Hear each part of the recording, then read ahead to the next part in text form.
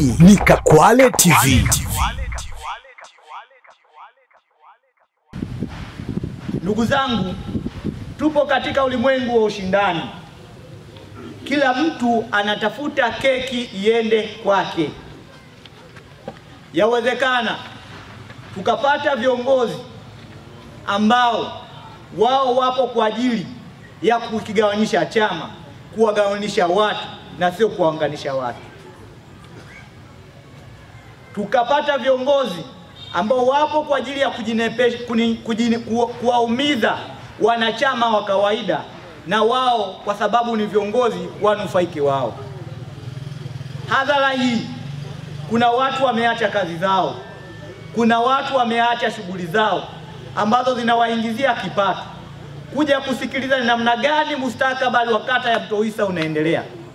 Yawezekana sisi viongozi tumejisahau, tumeamua kuwadharau hao wananchi, tumeamua kuwadharau wanachama waliotupa dhamana na vyeo na kuamua kuwafanya wao ni wajinga. Haiwezekani umekuwa kiongozi, kukabidhiwa chama, umewaita watu, hata kama kuna changamoto ni lazima uwasikilize wale wanachama wanataka nini, na baadaye urudi mezani uwafanyaje, utatue hizo changamoto. Ndio kazi ya kiongozi. Ni dharau kubwa waliowafanya. Sisi tumeonesha nyinyi viongozi kwa kuwatelekeza, kwa kuwahangaisha, kwa kuwashindisha na njaa mpaka sasa hivi kwa sababu ya maslahi yetu sisi binafsi, na nyinyi mnaumia.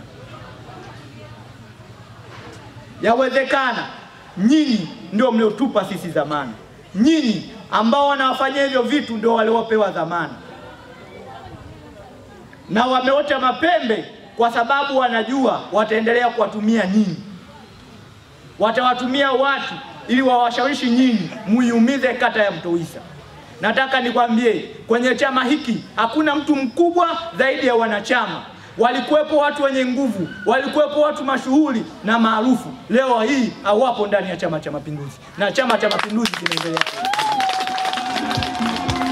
Walikuwepo wenye viti wa kata wenye nguvu, walikuwepo makatibu wa kata wenye nguvu, walikuwepo wenye vitu wa vijana wenye nguvu na wenye ushawishi. Leo hawapo, lakini chama kinaendelea kudumu na daima. Haiwezekani watu wenye vitu wanatoka mbali wanakuja hapa unawazubaisha wewe. Ni kwa sababu ya tamaa ya madaraka. Umepewa uongozi wa chama, bado unataka tena uongozi, ukigawanye chama, alafu ukikimbie chama uende kutafuta maslahi yako binafsi na unakitekeleza chama. Tunataka ukigombea nafasi hiyo, tunataka utueleze kwenye matawi yetu umepita kufanya ziara. Umetusaidia nini kwenye matawi? Uliomba ukatibu kata wa kata, uliomba wenyekiti wa chama wa kata. Kwenye matawi yetu umetusaidia nini mpaka tukupe nafasi nyingine?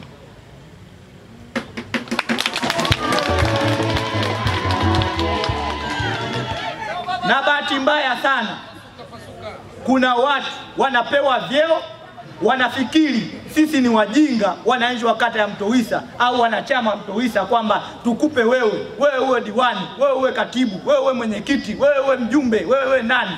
Wewe cheo umezaliwa nacho wewe? Hakuna watoto wengine ambao wenye haki ya kugombea?